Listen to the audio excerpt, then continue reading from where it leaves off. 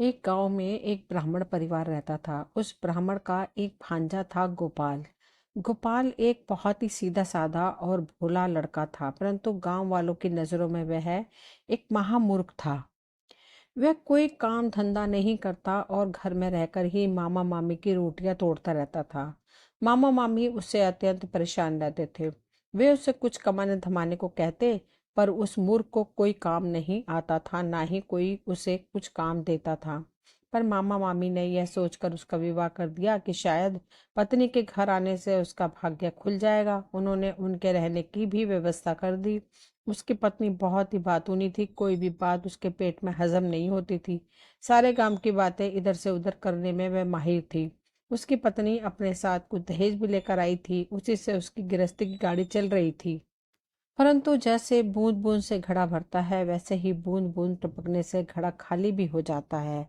कुछ ही दिनों में उसके घर का सारा सामान खत्म हो गया। पत्नी समझ गई कि उसका पति मूर्ख है, इससे कोई काम नहीं होगा। एक दिन पत्नी ने गोपाल से कहा, अगर आप सारा दिन घर पर ही बैठे रहेंगे तो कोई काम नहीं मिलेगा और हमारे खाने पीने के भी लाले पड़ जाएंगे। आप किसी दूसरे नगर में जाइए और कोई काम शुरू कीजिए। बाहर की दुनिया देखेंगे तो कुछ ज्ञान मिलेगा, तभी कुछ कर पाएंगे। फिर पत्नी ने गोपाल को कुछ पैसे दिए और घर से विदा किया। पत्नी की बात मानकर गोपाल घर से निकल पड़ा। वह दूसरे नगर की तरफ जा रहा था। रास्ते में उसे एक साधु मिला। उसने साधु से कहा, महाराज, सब लोग मुझे मूर्ख समझते हैं, यहाँ तक कि मेरी पत्नी भी यही मानती है। वह कहती है कि मैं जब तक बाहर की दुनिया नहीं देखूंगा तब तक कुछ ज्ञान हासिल नहीं कर पाऊंगा। क्या आप मुझे ज्ञान नहीं दे सकते? मैं बहुत कष्ट में हूँ। साधु बोला, ज्ञान तो दे सकता हूँ, परंतु बिना दक्षिणा के मैं किसी को ज्ञान नहीं देता। गोपाल ने पूछा, आप ज्ञान देने का क्या लेंगे? साधु ने कहा, एक एक ज्ञान का एक एक टका। गोपाल के पास 4 टके थे। वह उसने उस साधु को दे दिए। टके लेकर साधु ने पहले ध्यान लगाया, फिर बोला, अच्छी तरह याद कर लो। पहला ज्ञान यह है कि जिस बात को 5 आदमी कहें उसे मान लेना चाहिए। दूसरा ज्ञान यह है कि धन मिलने पर किसी को उसके बारे में नहीं बताना चाहिए। तीसरा ज्ञान यह है कि पत्नी अगर बातूनी हो तो कभी उसे सच बात नहीं बतानी चाहिए। और चौथा ज्ञान यह है कि स्वामी या राजा को सच बात ही बतानी चाहिए। ज्ञान की चारों बातें सुनकर गोपाल ने उन्हें अच्छी तरह याद कर लिया और अपने रास्ते पर आगे बढ़ने लगा। तभी उसने देखा कि एक जगह पर बहुत भीड़ लगी हुई थी। उसे पता चला कि कोई भिखारी मर गया है, पर कोई उसे वहां से उठाने को तैयार नहीं था। तभी गोपाल वहां पर पहुंचा तो सब लोगों ने उसे घेर लिया और कहा कि वह उस लाश को उठाकर कहीं फेंक आए। गोपाल ने सोचा कि वह ब्राह्मण होकर यह काम क्यों करेगा। फिर वह साधु द्वारा दिए गए पहले ज्ञान की बात याद आई कि 5 आदमी जो कहें उसे मान लेना चाहिए, और यहाँ पर तो इससे भी अधिक आदमी हैं। उसने लाश उठाई और गांव से बाहर एक वीरान जगह में उठाकर फेंकने लगा। तभी उसने देखा कि भिखारी के फटे पुराने थैले में अनेक सोने के सिक्के गिर रहे थे। उसने भिखारी के कपड़ों को टटोला तो उसमें से एक सोने के सिक्कों के से भी भरी हुई थैली उसे मिल गई। गोपाल ने चुपचाप वह थैली अपनी जेब में रख ली और घर की तरफ लौट चला। घर पहुंचने पर जब पत्नी ने पूछा कि क्या ज्ञान की बात सिखाए, तो उसने कहा, हाँ, मैं सारा ज्ञान सिखाया। पर उसने सोने के सिक्कों से भरी थैली की बात अपनी पत्नी से छुपा ली, क्योंकि उसे साधु के द्वारा बताई गई दूसरी ज्ञान की बात याद आ गई थी कि धन मिलने पर उसके बारे में किसी को नहीं बताना चाहिए। जब उसके पास अनेक रुपए थे तो उस दिन उस सुखपूर्वक बिताने लगे। उसका रहन सहन बदल गया। उन लोगों ने एक अच्छा मकान भी बनवा लिया। उनके ठाट बाट देखकर पड़ोसियों को जलन होने लगी। और एक दिन एक पड़ोसन ने गोपाल की पत्नी से पूछा, दीदी, आपका पति क्या करता है जो आप लोग इतने ठाट बाट से रहते हो? वह बोली, मैंने तो कभी पूछा नहीं। पड़ोसन ने कहा, पूछना चाहिए। जो पति पत्नी से अपनी आमदनी छुपाता है, निश्चित रूप से वह गलत तरीके से धन कमाता है। यदि वह आपसे सचमुच प्रेम करता है तो उसे आपसे कोई बात छुपानी नहीं चाहिए। पत्नी बोली, ठीक है, मैं आज रात को ही उनसे पूछूंगी। रात के समय गोपाल की पत्नी ने उसकी आमदनी का रहस्य जानना चाहा तो गोपाल को साधु द्वारा बताई गई तीसरी ज्ञान की बात याद आ गई कि अपनी बातूनी पत्नी को कभी सच नहीं बताना चाहिए। उसने अपनी पत्नी को झूठ ही कह दिया कि उसने बाजार से एक छटाक हरड़ और बहेड़ा खरीदा था। उसे पीसकर उसका चूर्ण बनाकर पानी के साथ उसको पी लिया, जिससे उसे अपार धन की प्राप्ति हुई। उसकी पत्नी ने दूसरे दिन अपनी पड़ोसन को यह सारी बात बता दी। उस पड़ोसन ने भी अपने पति को यह बात जाकर बताई तो उसका पति तुरंत हरड़ और बहेड़ा बाजार से खरीद लाया और उसे पीसकर पानी के साथ पी गया। थोड़ी देर में वह पेट दर्द से तड़पने लगा, उसे दस्त आने लगे। उसकी पत्नी समझ गई कि गोपाल ने जानबूझकर ऐसी बात बताई जिससे वह कष्ट में आ जाए। पड़ोसन ने राजा के पास जाकर जिसकी शिकायत कर दी। राजा ने गोपाल को अपने राज दरबार में बुलाया और उससे पूछा कि आखिर वह सारा क्या माजरा है। तब गोपाल को साधु द्वारा बताई गई ज्योति ज्ञान की बात याद आ गई कि अपने स्वामी या राजा से कभी भी झूठ नहीं बोलना चाहिए, उन्हें सारी बात सच सच बता देनी चाहिए। उसने राजा को सारी बातें सच सच बता दी। गोपाल के भोलेपन और उसके सच बोलने से राजा बहुत ही प्रभावित हुआ और उसने खुश होकर गोपाल को ढेर सारा धन देकर विदा किया। अब गोपाल के पास इतना धन इकट्ठा हो गया था कि वह अपने आगे का जीवन बड़ा ही सुखपूर्वक जी सकता था। वह धन लेकर अपने घर आ गया और उसका आगे का जीवन बड़ा ही सुख में व्यतीत होने लगा। जमींदार जानकी दास के 3 बेटे थे, तीनों ही बहुत आज्ञाकारी और मेहनती थे। जानकी दास अब बूढ़ा हो चुका था, इसलिए उसके बेटों ने उसकी सारी जिम्मेदारियां संभाल रखी थी। गांव वाले कहते थे कि बेटे तो अपने बाप से भी ज्यादा नेक और ईमानदार हैं। बुढ़ापे में जमींदार बीमार रहने लगा। एक दिन जमींदार की तबीयत ज्यादा ही खराब हो गई तो उसने अपने तीनों बेटों को अपने पास बुलाया। जमींदार ने कहा, मेरे बेटे, लगता है मेरा अंतिम समय अब निकट आ चुका है, इसीलिए मैं तुम्हें अपनी अंतिम इच्छा बताना चाहता हूँ। और मेरी अंतिम इच्छा यह है कि मेरी मृत्यु के बाद मेरे पलंग के नीचे खोदना। इतना कहकर जानकी दास का स्वर्गवास हो गया। पिता का अंतिम संस्कार करने के बाद बेटों ने उनकी अंतिम इच्छा का पालन करने का मन बना लिया और उनके पलंग के नीचे खोदना शुरू कर दिया। जब खुदाई हुई तो जमीन में से 3 मटके निकले।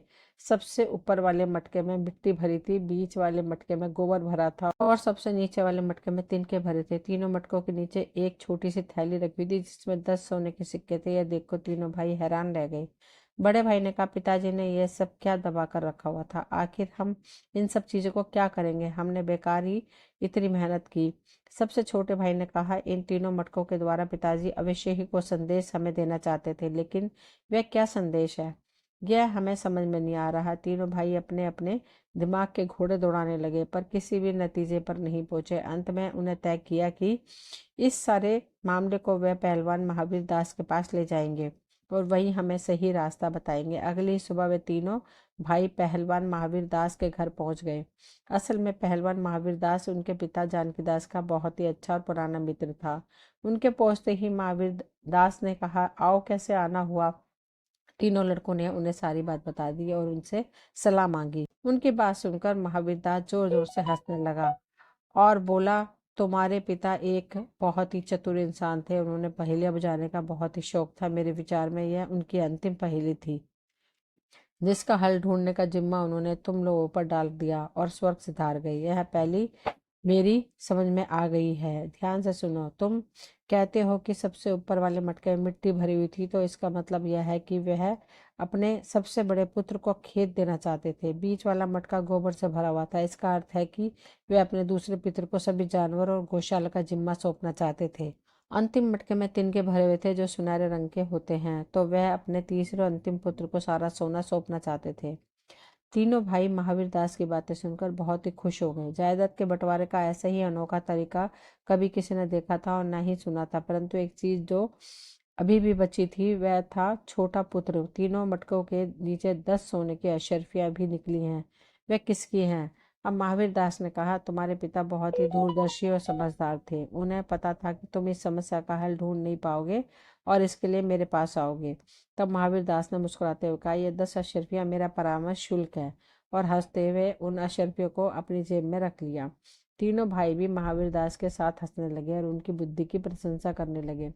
इसके बाद तीनों भाइयों ने पिताजी की पहेली की अनुसारी संपत्ति में अपना हिस्सा लिया और बहुत ही संतुष्टि और खुशी के साथ रहने लगे। गंगापुर गांव में तिजोरी लाल नाम का एक व्यापारी रहता था। अपने व्यापार में उसने खूब धन कमाया था। वह बहुत ही कंजूस था। तिजोरी लाल एक दिन अचानक बुखार से पीड़ित हो गया। उसके मुंह से कोई बात भी नहीं निकल रही थी। गांव के वैद्य ने उसकी नब्ज की परीक्षा की और फिर उसकी सभी तरह की जांच करके वैद्य ने कहा, तिजोरी लाल के शरीर में कोई दोष नहीं दिखता, लगता है यह किसी भय का ज्वर है। वैद्य की बात सुनकर सभी घर के सदस्यों को चिंता होने लगी।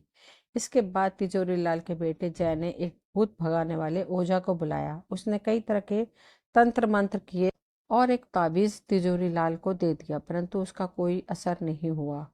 तिजोरी लाल की हालत ज्यों की त्यों बनी हुई थी। तिजोरी लाल का बेटा जय एक बार फिर से वैद्य के पास आया और उसने कहा कि आपके कहे अनुसार मैंने भय के ज्वर का इलाज एक ओझा से करवाया, परंतु उसका कोई फायदा नहीं हुआ। तब वैद्य ने कहा, देखो बेटा, भय के ज्वर का यह मतलब नहीं कि तुम्हारे पिता किसी भूत से डरते हैं। डराने वाले किसी भी बात से वह बुखार आ सकता है। भय पैदा करने वाली किसी भी घटना से ये ज्वर हो सकता है। जरूर कोई ऐसी घटना घटी होगी जिसके कारण वे भय से पीड़ित हो गए हैं। उनके मन में कोई डर बैठ गया है।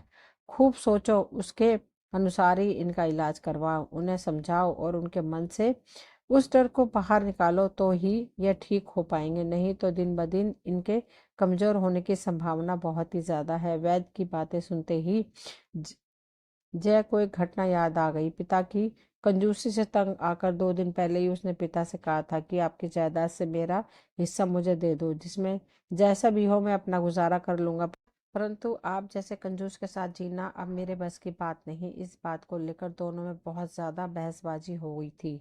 इस घटना के याद आते ही उसे लगा कि शायद इसी कारण से पिताजी बीमार पड़ गए। इस बात पर जय को बहुत दुख भी हुआ था। घर वापस पहुंचकर जया ने यह बात अपनी माँ और पिताजी को बताई और फिर पिता के पास गया और बोला, पिताजी मुझे माफ कर दीजिए, मैं घर छोड़कर कहीं नहीं जाऊंगा, आपके ही पास रहूंगा और मुझे अब जायदाद में से कोई हिस्सा नहीं चाहिए। परंतु उसके बाद भी तिजोरी लाल का बुखार कम नहीं हुआ। तिजोरी लाल के बीमार पड़ने से जय खुद दुकान संभालने लगा। दुकान पर जो भी उसके पिता के बारे में पूछता तो जय उन्हें पिता के बुखार के बारे में बता देता कि उन्हें किसी घटना के डर के कारण बुखार आ गया है।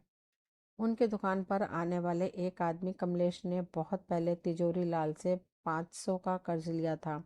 वह उस रकम को लौटा नहीं रहा था और उसने समय मांगते हुए तिजोरी लाल से विनती की थी और तिजोरी लाल ने उसकी विनती ठुकरा दी थी और तुरंत पैसे लौटाने की बात को कहा था। इस पर कमलेश ने धमकी देते हुए कहा था कि मैं तुम्हें एक दमड़ी भी नहीं दूंगा, जो वर्क करना है वह कर लो। पर अब कमलेश को लगा कि रकम न लौटाने के कारण डर से ही तिजोरी लाल बुखार से ग्रस्त हो गया है। सच्ची बात तो यह थी कि कमलेश एक अच्छा इंसान था, बस गुस्से में आकर धमकी उसके मुंह से निकल गई थी।